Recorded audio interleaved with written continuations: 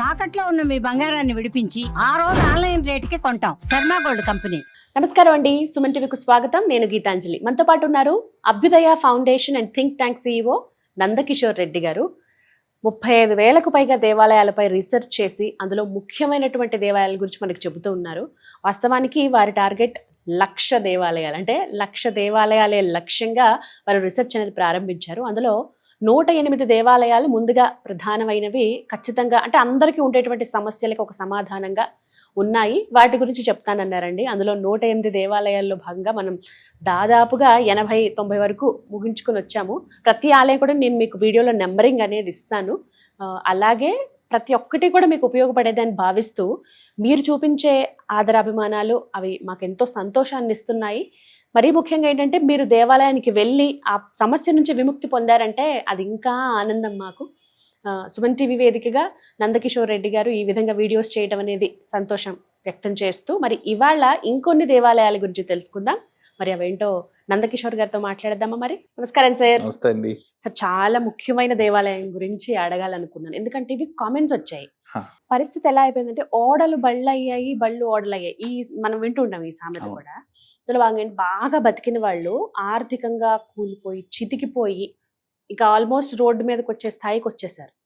అలాంటి వాళ్ళు కొంతమంది అడిగినటువంటి క్వశ్చన్స్ ఇది కామెంట్లో ఇలాగే పెట్టారు. మేము ఒకప్పుడు బాగా బతికాము, కానీ ఏం జరిగిందో తెలియదు, అంతా తారుమారైపోయింది పరిస్థితి. ఇప్పుడు ఆఖరికి ఇంకా తినడానికి కూడా లేని స్థితికి వచ్చేసాం. బాగా ఆస్తి డబ్బులు ఉన్నవాళ్లే అవి వచ్చే అవకాశం ఉన్నా కూడా అవి అందుకోలేని స్థితిలో ఉండిపోయారు.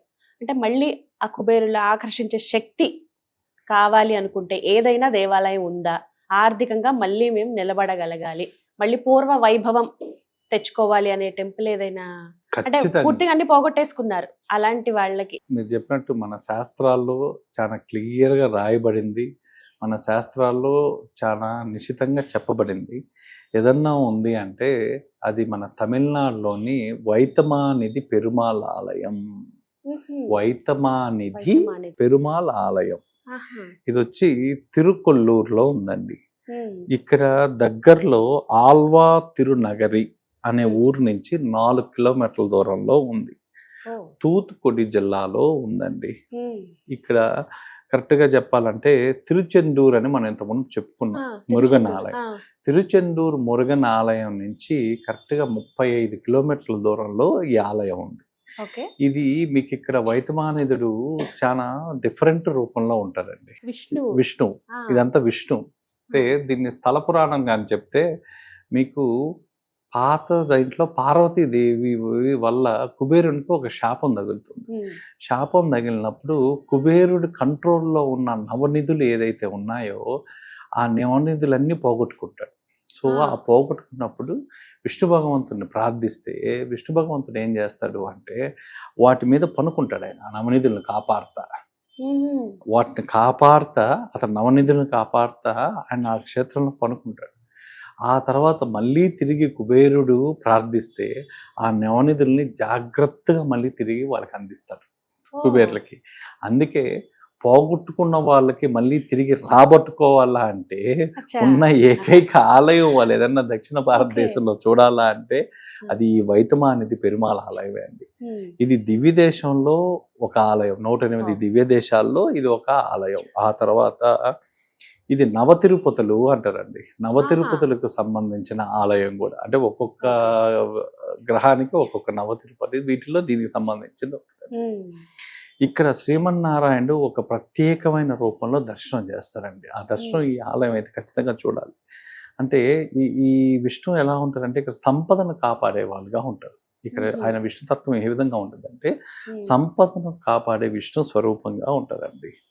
ఆ తర్వాత ఈ ఆలయం దగ్గర తమిరాబరణి అనే ఒక నది ఉంటుందండి. సో ఈ నది ఒడ్డున ఈ ఆలయం ఉంటుంది. ఈ నదిలోనే ఆయన ఈ నవనిధులను కాపాడాడు అనేది ఒక నానుడి. దీనికి ఇంకొక పేరు ఏముందంటే దీనికి కుబేరుని స్థలం అంటారు. అంటే సంపదను తిరిగి పొందే స్థలం ఏదన్నా ఉంది అంటే ఈ కుబేర స్థలం అని. అందుకే ఇక్కడ విష్ణువు పేరు వైతమానిధి అంటారండి.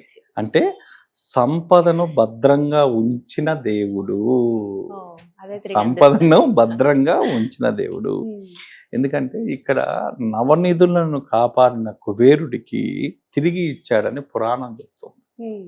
సో ఆలయ పురాణం ఇందాక చెప్పినట్లుగా మీకు అతనికి శాపం పార్వతీదేవి దగ్గర నుంచి కుబేరుడికి శాపం వస్తే అతను ఆ 9 నవనిధులు పోయాయని దిగులు పడుతుంటే ఆ నవనిధులు వచ్చి తామిరాభరణి అనే నది, అంటే దాని పక్కనే ఉన్న గుడి పక్కన నది వద్ద తపస్సు చేసి విష్ణుని శరణు పొందితే అప్పుడు ఆయన వాటిపైన పడుకొని వాటిని కాపాడాడు. ఆ తర్వాత మళ్ళీ అతను తపస్సు చేయగా తిరిగి అతను కుబేరుడికి అప్పగించాడు ఆయన. కాబట్టి ఎవరైనా సంపదను పోగొట్టుకున్న వాళ్ళు ఇక్కడ వచ్చి ప్రత్యేకంగా పూజ చేసిన దానివల్ల వాళ్ళకి పూర్తిగా గ్రౌండింగ్ అయిపోయి ఇంకా ఏది లేని పరిస్థితిలో తిరిగి వాళ్ళకి మళ్ళీ కుబేరుని అనుగ్రహం కలగాలి అంటే వాళ్ళు వచ్చి దర్శించాల్సిన ఆలయం ఏదన్నా ఉంది అంటే ఈ ఆలయం అండి. ఇక్కడ ఆలయంలో అత్యంత అరుదైన విగ్రహ రహస్యం కూడా ఒకటి ఉందండి. ఇక్కడ మూర్తి చాలా ప్రత్యేకంగా ఉంటాడు. మీరు కానీ చూస్తే చాలా ప్రత్యేకంగా ఉంటాడు. ఇంకొక దీంట్లో విష్ణు ఎట్లుంటాడంటే ఆదిశేషుపై సైన స్థితిలో ఉంటాడు.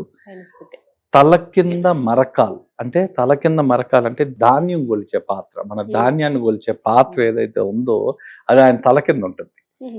ఆయన తల కింద పెట్టుకొని ఉంటాడు ఆయన. ఆ తర్వాత చేతిలో నిధులు లెక్క చూసే భంగిమ ఉంటుంది. అతని చేతులు ఎట్లుంటాయంటే నిధులు లెక్క పెడుతున్నట్టు. ఆ తర్వాత అది ఎలా ఉంటుందంటే దైవం మన కర్మల ప్రకారం సంపద కొలుస్తున్నట్టు ఉంటుంది. దైవం మన దీని ప్రకారం సంపద కొలుస్తున్నట్టు ఉంటుంది. సో ఆ తర్వాత కూడా ఇక్కడ విష్ణు భగవంతుడు నవ నిధులను తన భుజం కింద పెట్టుకొని కాపాడుతున్నాడు అంటారండి. ఇది ప్రపంచంలో చాలా అరుదైన విగ్రహం. ఇలాంటి మూర్తి రూపాన్ని మీరు ఎక్కడ చూసుంటారు, ప్రపంచంలోనే ఒక అరుదైన ఇదండి. ఆ తర్వాత ఇక్కడ పర్టికులర్గా ఏ దోష నివారణ జరగద్ది అంటే కుబేరతత్వం, కుబేరునికి సంబంధించి అంటే సంపదకు సంబంధించిన ఆర్థిక దీనికి సంబంధించిన ఏ దోషం ఉన్నా ఆ దోషం నివారణ అయ్యే స్థలం ఏదన్నా ఉందంటే ఈ స్థలమే అండి. సో ఇక్కడ మీకు నష్టం పూర్తిగా తగ్గిపోతుందండి. ఇతని దగ్గర ఒక్కసారి మీరు దర్శించి 1-2 సార్లు మీరు దర్శించగానే ఆ నష్టం అనేది పూర్తిగా తగ్గిపోయి మళ్ళీ సంపద వాళ్ళు అనుకున్నది వాళ్ళకి వెనక్కి తిరిగి వస్తుంది. ఇక్కడ ఇంకోటి కూడా అండి, ఈ నవ తిరుపతిలో ఈ ఆలయాల్లో ఒకటంటే ఇది కుజగ్రహానికి సంబంధించిందండి. ఇది కుజగ్రహానికి సంబంధించింది. అంటే ఈ నవ తిరుపతిలో ప్రతి ఆలయము ఒక గ్రహానికి సంబంధించింది ఉంటుంది. అందుకే నవ తిరుపతి ఆలయాలు అంటే నవగ్రహాలకి ఒక్కొక్క గ్రహానికి ఒక్కొక్క తిరుపతి. దాంట్లో ఈ ఆలయంలో కుజదోష నివారణ కూడా ఉందండి. కుజదోష నివారణ ఆలయం అని కూడా అంటారు.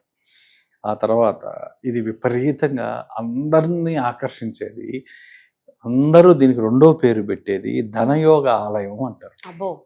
విశేషంగా మీకు ధనం రావాలన్నా, మీకు విశేషంగా ఏది కావాలన్నా ఈ ఆలయంలో ఖచ్చితంగా వెళ్ళాలండి. అక్కడ ఏంటి సార్ పూజలు ఉన్నాయండి, పూజలు ఉన్నాయి. సో జనరల్గా ఏ ప్యాటర్న్ వాళ్ళు వస్తారంటే ఇక్కడికి పూర్తిగా బిజినెస్ లాస్ అయిన వాళ్ళు, లాసులు స్టార్ట్ అయిన వాళ్ళు, వాళ్ళకి ఎంత డబ్బు వచ్చినా నిలవలేకుండా ఉండేవాళ్ళు, అప్పులు విపరీతంగా ఉన్నవాళ్ళు, ముఖ్యంగా దక్షిణ భారతదేశంలోనే అప్పులు తీర్చే అత్యంత పవర్ఫుల్ క్షేత్రం ఏదన్నా ఉంది అంటే ఈ వైతమానిధి క్షేత్రం అండి. అప్పులు తీర్చే క్షేత్రం దక్షిణ భారతదేశంలోనే ఏదన్నా ఒక ఆలయం ఉందంటే ఈ ఆలయం ఒక్కటే. కేవలం ఇది ఆ అప్పులు దీని మీద పనిచేస్తాను నేను. మీ అప్పులు ఇక్కడికి వచ్చిన తర్వాత ఒక మార్గం ఏర్పడి ఆ మార్గం ద్వారా మీ అప్పులు క్రమేప తగ్గిస్తూ వస్తారండి. సో రెండోది కూడా ఈ క్షేత్రం, ఈ గ్రామంలో మధుర కవి ఆల్వార్ కూడా జన్మించిన స్థలం కూడా ఇదే అండి. ఈ మధుర కవి ఆల్వార్ కూడా ఇక్కడే జన్మించాడు. అతను నమల్వార్ శిష్యుడు. ఇతను నమల్వార్ శిష్యుడు. ఇక్కడ దర్శనం చేసుకోవడం వల్ల మీకు కుజదోషం నుంచి రిలీఫ్ వస్తుందండి ఫస్ట్. ఆ తర్వాత వ్యాపార నష్టాలు క్రమేపీ తగ్గుతాయి. ఆ తర్వాత అప్పులు తీర్చే శక్తి మీలో ఆటోమేటిక్గా పెరుగుతుంది. ఆ తర్వాత ఏదన్నా ఒక ప్రాపర్టీ డిస్ప్యూట్ ఉంటే అది సాల్వ్ అవుతుంది. మీకు ఆర్థిక స్థిరత్వం లేకపోతే ఒక ఆర్థిక స్థిరత్వాన్ని ఇస్తుంది. ఆ తర్వాత మీరు ఇక్కడ చేయవలసిన పూజలు ప్రధానంగా ధనలక్ష్మి అర్చన చేయించాలి. విపరీతమైన లాసులు ఉండి ఇంకా ఏ దారి లేక ఉండే వాళ్ళందరికీ కూడా ఇక్కడ సుదర్శన హోమం చేయించాలండి. సుదర్శన హోమం ఈ స్థలంలో చాలా వెల్త్ అట్రాక్టింగ్ ఇదండి. ఆ తర్వాత ఇక్కడ ఇంకా కుబేర దీపం కూడా చాలా ఫేమస్. ఇక్కడ కుబేరుని వద్ద దీపం వెలిగిస్తారు. సో ఈ దీపం ఒక్కొక్కసారి 108 దీపాలు, 54 దీపాలు కూడా వెలిగిస్తుంటారండి. ఆ తర్వాత వైకుంఠ ఏకాదశి పర్వదినాన్ని జరిగే పూజలు కూడా చాలా విశేషం. ఇక్కడ వైకుంఠ ఏకాదశికి ఒక చాలా పెద్ద ఉత్సవం చేస్తారండి. సో ఇక్కడ మీరు రావాలా, మీరు చేసుకోవాలా అంటే ఫస్ట్ తామిరబరణి నదిలో మీరు స్నానం చేయాలి. ఆ తర్వాత కుబేర తీర్థం దర్శనం చేసుకోవాలి. ఆ తర్వాత వైతమానిధి పరిమాల్ దర్శనం చేసుకోవాలి. ఈ విధంగా ఈ ప్యాటర్న్ లో చేయడం వల్ల మీకు ధనయోగం బలపడుతుందని ఇక్కడ సాంప్రదాయం. ఇది ఒక ప్రక్రియ. సో స్ట్రైట్ గా చెప్పాలి అంటే మీ అప్పులను తీర్చే ఆలయం ఏదన్నా ఒకటి ఉంది దక్షిణ భారతదేశంలో అంటే ఈ వైతమానిధి ఆలయం తప్పితే వేరే ఏ ఆలయం లేదండి. శాస్త్ర ప్రమాణికంగా నిలబడాలంటే ఇది ఒక్కటి. చాలా మంది 108 దివ్య దేశాలు అలా తిరిగి వస్తూ ఉంటారు, చూస్తూ ఉంటారు, కానీ దర్శనం మాత్రమే చేసుకుని వెళ్ళిపోతుంటారు. అలా కాకుండా ఇక్కడ విశేషంగా మీరు చెప్పిన ప్రక్రియ చేస్తే ఈ ప్యాటర్న్ కరెక్ట్ గా మీరు స్నానం చేయడం, కుబేర తీర్థం చూడడం, ఆ తర్వాత వైతమానిధి పెరుమాల్ని దర్శించడం, ఈ ప్యాటర్న్ కంపల్సరీ చేయాలండి. ధనయోగం కావాలనుకున్న వాళ్ళు అందరూ చేయాలి. అప్పులు ఉన్న వాళ్ళు చేయాల్సింది సుదర్శన హోమం, కుబేర దీపం అనేది ఖచ్చితంగా పెట్టాలి. ఎందుకంటే మనిషి తప్పించుకోలేని ఇవి రెండే అండి, అప్పులు తప్పులు. అంతే కదా. సో ఈ అప్పులు మీరు తీరాలంటే మీరు దర్శించవలసిన ఆలయం ఏదన్నా ఉంది అంటే ఈ ఆలయం. చాలా మంచి ఇన్ఫర్మేషన్. Thank you sir.